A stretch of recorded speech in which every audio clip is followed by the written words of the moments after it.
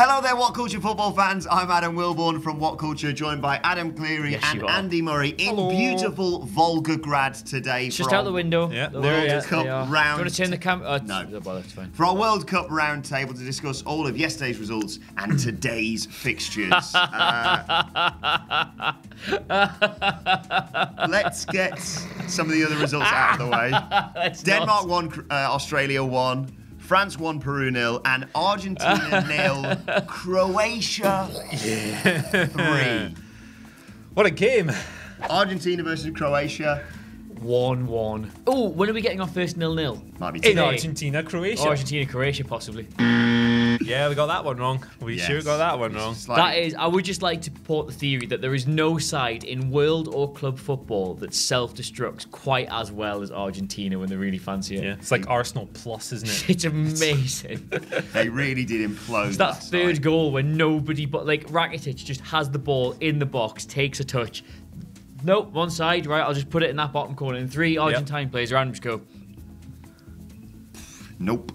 So, coming off the back of that, aside from the horrendous Caballero mistake and that beautiful Slim Willy. The banter, we crave that. and of course that brilliant Modric goal. The general subject I want to discuss today is, has Lionel Messi cracked under the pressure of the World Cup? No, he just plays with a load of rubbish players. Yeah, I think aside from playing with a load of absolute banter merchants as well, the way they've set out in these first 2 games is extremely weird. So against Iceland, Messi's way too deep. He's getting the ball, and I think he popped off 11 shots in the whole game, but he wasn't particularly effective. So the manager counters that by pushing him all the way up to the other side. He barely touches it. He has 1 shot the whole game.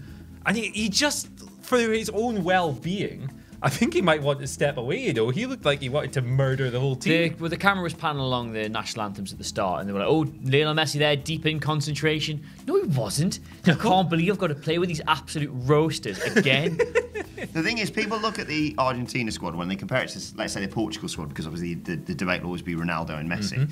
And they go, but look at Argentina, they've got Aguero, they've got Higuain, they've got Dybala, they've got all these players around Messi. Name one midfielder. Exactly, yes. There's no support in the middle of the pitch. There's Mascherano, who's about 40. There is support in the middle of the pitch, but he was on the bench again, wasn't he? Ever Banega. Yeah, just like we said yesterday. Mind you, I think he's in danger of becoming one of those players whose reputation becomes infinitely enhanced by not playing. Like, all of a sudden, I found myself really, really rating him in this tournament, despite the fact he's not really played. Oh, he's not Iniesta. Don't get me wrong. I'm not exactly a severe season ticket holder either, so like, I mean, maybe I'm looking at the state of that midfield and just think he can't possibly be as bad as it. You just look at that midfield pairing again last night. Mascherano and his mate Perez, was it? Yeah. Not a pass in them at all. No. Not a pass in them at all. No creativity. I mean, we could break down the whole shape of that miserable team, but we're here all day. Now, the thing is, obviously, when the World Cups roll around, you know, the big World Cup, the big ones, the big World Cup. When they come around, people always will talk about Ronaldo and Messi. Is this World Cup going to be important in that whole debate in terms of the GOAT? It's as important in this debate as it was 4 years ago, when the fact that Messi dragged Argentina to a final and Ronaldo didn't get out of the group stages was definitive proof once and for all that Messi was always the better player. And now this year, Portugal are looking really good, cantering out of the group. Ronaldo scored 3 against Spain, looks brilliant, and Messi just looks an absolute shadow. So now that is definitive proof that Ronaldo is the best of all time. They're just having different tournaments. Yeah, it's a very American sports argument, this. It's the LeBron James, Michael Jordan, well, MJ's won this amount of NBA championships. It's the exact same argument to me. I think it's a bit silly, personally. I think you have to take a career's body of work into account here and not a single tournament. No, I don't think it's as important as a lot of people make out. I think what we're seeing here, straight up, is that just the two of them are now entering a stage of physical decline. I mean, they're both in their 30s now. Naturally, as with any footballer, what happens is your body tends to change. You become less able to do the things you could once do. Now, Messi was an explosive, powerful, incredibly strong, quick player. He's going to lose a lot of that. Ronaldo also, likewise, very pace-driven, very strong. They're both going to lose elements of that going forward. But I think what we're seeing is that Ronaldo's maybe a year ahead in his own regression and understands what his body can't do a bit better. I'm not saying Messi's over the hill by any stretch of the imagination. He's got 4 or 5 great years in him, I believe. But I think we're seeing Ronaldo adapt his game, and more importantly, Ronaldo's, the players and the staff he has around him at both club and at national level, adapting for that as well. Like Portugal look perfectly set up to play with an aging Ronaldo. Yeah. Don't bother trying to work too hard. When we get a chance, then just burst out the traps, conserve your energy, do it 2 or 3 times a game, and we'll make it work for you. Whereas with Messi, I think that bloody pit bull on the touchline last night, Mr. Worldwide didn't have a clue how to use Messi in that game. No, not at all. Not at all. He didn't have a clue. I don't think and I think even if he did, I don't think Argentina were blessed with the kind of players who could. I mean, because Messi's still been effective at Barcelona this year. Yeah, this is my question. Do you think possibly after this tournament, there's been a bit of discussion about that today, that Messi could possibly retire from international football? Because like you say, he looks around him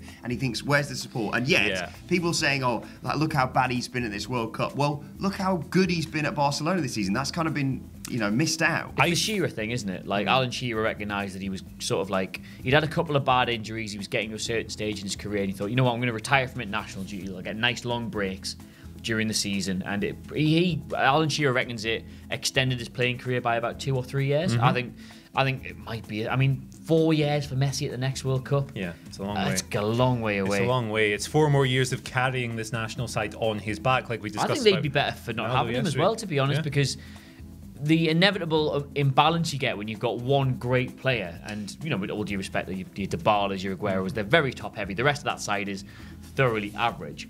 When you sort of take the best player out of the equation, the squad becomes better as a whole, because you're able to sort of build things around the individual strengths of all the other players rather than one. And he doesn't have to go through Messi. Not that I'm comparing them on the same skill level, but when we had Rooney in England when he was on this decline, everything still felt like it had to go through him, and that's to the detriment of the team. I agree. Yeah, no, I completely agree for that, and I think with his own health and well-being in mind, he may want to just step away. He looked really, really furious. He was looking at his teammates. He looked mentally exhausted. He did. As well. I mean, I saw somebody put on Twitter, like, people are saying, why is it Messi doing it at this World Cup? And it was like, well, here's an idea, and it was a clip of Caballero.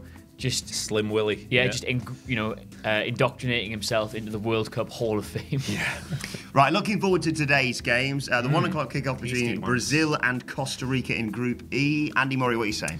I'm going to go Brazil comfortable 2-0. Apparently, there's a bit of controversy in the Costa Rica camp at the moment. Claims that Keylor Navas and Brian Ruiz are undermining the manager. So, while Brazil didn't look overly impressive against Switzerland, I would fancy them to turn over this team that's seemingly in disarray.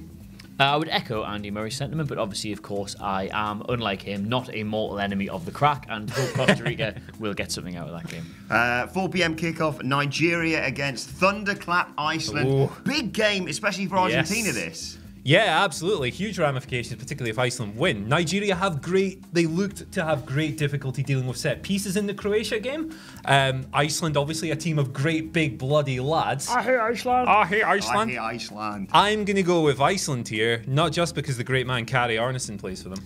I mean, for all we're talking about Argentina and is Messi finished and that's their tournament probably over, I actually think Argentina still get out of this group, I think Iceland-Nigeria draw today, and then I think Argentina beat Nigeria and Iceland fail to beat Croatia, and that puts them through. Yes, it does.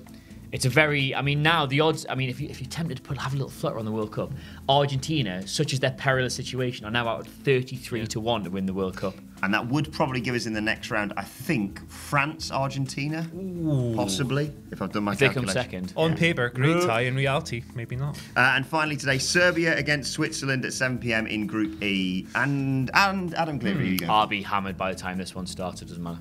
Yeah, me too. Might need to endure it as well. Not particularly exciting teams. Serbia very talented, but also very slow. But with that, Karthorst Seferovic up front for Switzerland, I don't see them scoring too many goals. Coin flip, 1-0 Serbia. I'm quite happy to get an absolute skinful in me, then just get really Raja Mitrovic, like battering those Serbian tossers. There we go. Let us know your predictions in the comments section below, and let us know your thoughts on the whole Wait, Messi. what do you think's going to happen? I'm going to go Serbia 2-1. Oh, God, I waited for that. Gang. Yeah. Let us know your thoughts on the whole Messi situation as well in the comments section. Don't forget to like, share and subscribe. And you can check out more info at whatculture.com and watch some more of our recent videos here. Thank you very much for watching. We'll be back soon. See you then. Bye-bye. I hate Iceland. Totally born.